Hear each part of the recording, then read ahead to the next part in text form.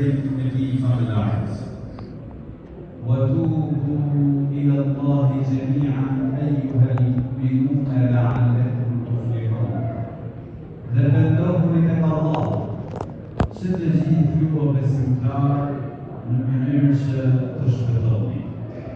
Kjo është thirrje dhe ftesë e Imamit Zot, që ne si musliman, ne si besimtar, me u pendu se me përmirësuar vetët tona.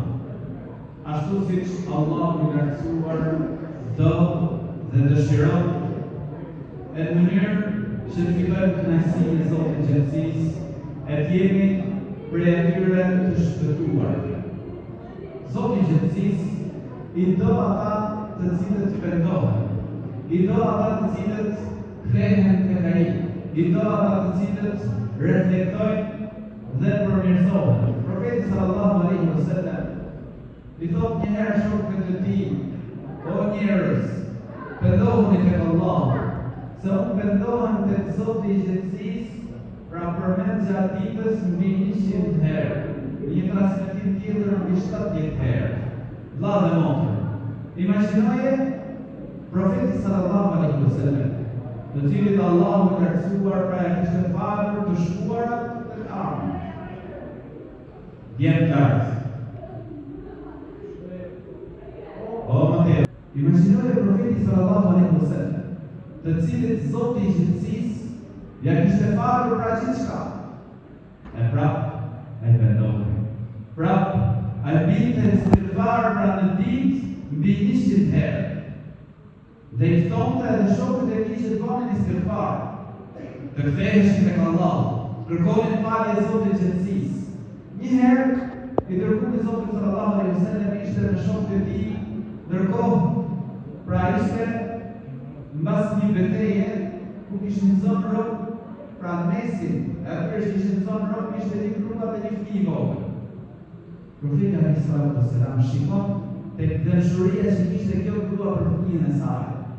Dhe thotë, i drejtohet shokëve të tij: vallë, thotë, a do të lejonte kjo nën që ta hidhte djalën e saj në zjarr? Tha jo, sepse ata shihnin pra vazhdimisht ajo mendon. Tha, e Zoti i Gjallësisë është më i mëshirshëm për robërit e tij. Dhe përmendet ai shembulli i atij personi i cili është ishte me temelin e tij pra në shkëtir, dhe mbi të ka ushqimin, pijen, nga pra mjetet e jetës. Ndërkohë, udhton sa udhton dhe ndalon që shqetësohet në hijen e një pene. Kur hap syt, shikon që deveja ka ikë bashkë me çfarë kam ditë. Majtas djathtas, aty ka gjithë, ushqim, pije, s'ka gjamon. Pasi lodhet, i humb shpresat për jetë, ulet, ndërkohë, në ato momente i vjen deveja prerë i saj tek dora e tij. E nga gëzimi i madh, thotë, pra e ndryshon. Thotë, o Zot, pra ti e robi unë jam, Zot, jo, pra e përmend profeti alaihi salam për shembull. Pra në gëzimi i madh, Allahu i lartësuar është më i gëzuar për vendimin e robit të tij se sa gëzimi i këtij njeriu me kthimin e devesës së tij, pra me kthimin e mjeteve të jetesës së tij. Vllai i nderuar, Zoti i Gjallësisë na ka dhënë jetën si shans. Na ka dhënë jetën si shans që ne ta shfrytëzojmë për të fituar xhenetin, për të fituar kënaqësinë e Allahut të lartësuar. Ky muaj Ramazan, këto ditë Ramazanit, që akoma nuk ka përfunduar, janë një mundësi e artë që ne përsëri të vazhdojmë sonte, nesër broma, të angazhohemi me ibadet në dhikr, duke lutur Zotin e Gjallësisë që të kemi vazhdimsi edhe pas Ramazanit. Pra të vazhdojmë, nëse përfundon Ramazani, ka autorime tjera. Nëse përfundon muaj Ramazanit, duhet ta dimë që namazi nuk përfundon. Namazin e kemi detyrë deri në vdekje. Nëse përfundon Ramazani, agjerimi që është detyrë, kemi agjerime vullnetare.